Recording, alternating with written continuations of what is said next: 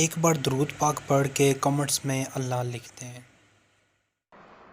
تو یہ ہے پہلا نقصان جو کہ برائیوں اور بدیوں کے نتیجے کے اندر کسی شخص کو پہنچتا ہے۔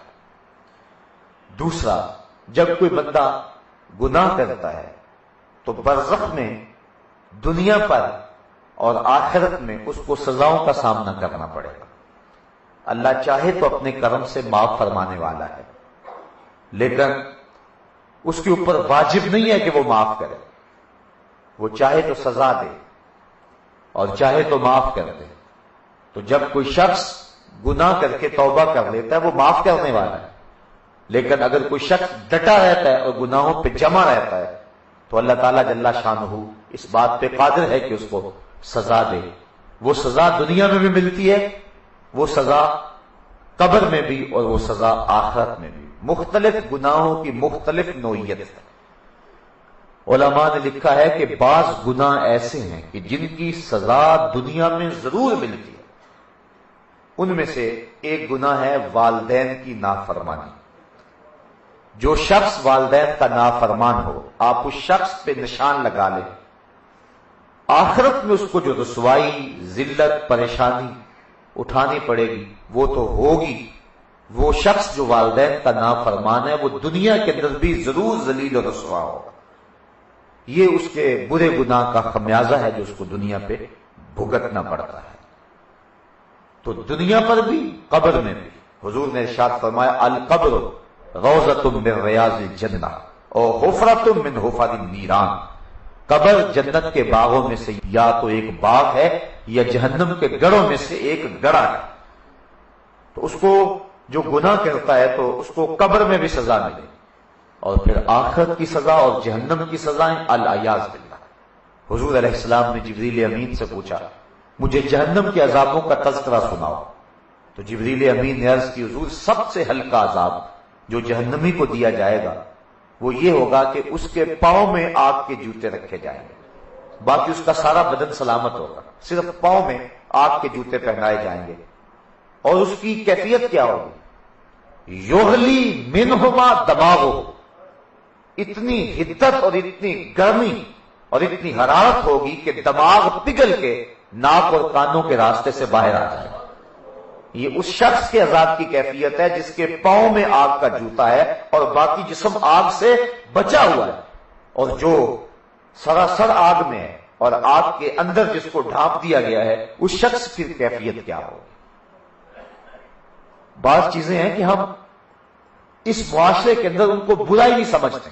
میں نے کل بھی عرض کیا تھا کہ جو شخص اپنی نظر کی پاکیزگی کا سامان نہیں کرتا اور غیر محرم کو شہوت کی نظر سے دیکھتا ہے، کل قیامت کے دن اس کی آنکھوں کو جہنم کی آگ سے بھر دیا جائے گا۔ اس بات پر بار بار سوچنے کی ضرورت ہے۔ آج یہ عیب اور یہ گناہ ہمارے معاشرے کے اندر سرایت کیے ہوئے ہے اور ہم اس کو عیب بھی نہیں سمجھتے ہیں، العیاذ باللہ۔ تو جس کے پاؤں میں جہنم کی آگ سے بنا ہوا جوتا رکھا جائے گا اس کا تو دماغ پگھل جائے گا، اور جس کی آنکھوں میں جہنم کی آگ بھر دی جائے گی اس کی کیفیت کیا ہو؟ تو دنیا کا خسران اور آخرت کا خسارہ اور قبر کی سختیاں اس شخص کو پہنچیں گی جو شخص گناہوں کی زندگی گزارنے والا ہے۔ گناہ کا ایک اور اثر یہ ہے کہ انسان کا دل سیاہ ہو جاتا ہے۔ حدیث شریف میں آتا ہے کہ جب کوئی شخص گناہ کرتا ہے تو اس کے دل پر ایک سیاہ نقطہ پڑتا ہے۔ اگر وہ توبہ کر لے تو مٹ جاتا ہے، اگر توبہ نہیں کرتا تو پھر دوبارہ گناہ کرتا ہے تو اس سیاہی کے ساتھ ایک اور سیاہی لگ جاتی ہے، پھر وہ گناہ کرتا ہے تو پھر سیاہی پھیلتی رہتی ہے، حتیٰ کہ ایک وقت آتا ہے اس کا پورا دل سیاہ ہو جاتا ہے۔ اور جب پورا دل سیاہ ہو جائے تو پھر نقصان یہ ہوتا ہے اس کو نیکی اور بدی کی تمیز نہیں رہتی۔ جو شخص پکا نمازی ہو، کسی دن رات دیر سے کہیں سے آیا ہو اور سو جائے اور اس کی نماز قضا ہو جائے تو اس کو کتنا کلک ہوتا ہے، کتنا دکھ ہوتا ہے کہ میری نماز قضا ہو گئی۔ اسی طرح کوئی گناہ سرزد ہو جائے تو جو نیکوکار شخص ہے وہ سخت پریشان ہوتا ہے کہ ہائے مجھ سے یہ گناہ سرزد ہو گیا. لیکن اگر وہ نمازیں چھوڑنے کا عادی بن جائے تو پھر پانچوں وقت مسجد سے اذان کی صدائیں بلند ہوتی رہتی ہیں، اس کو خبر بھی نہیں ہوتی.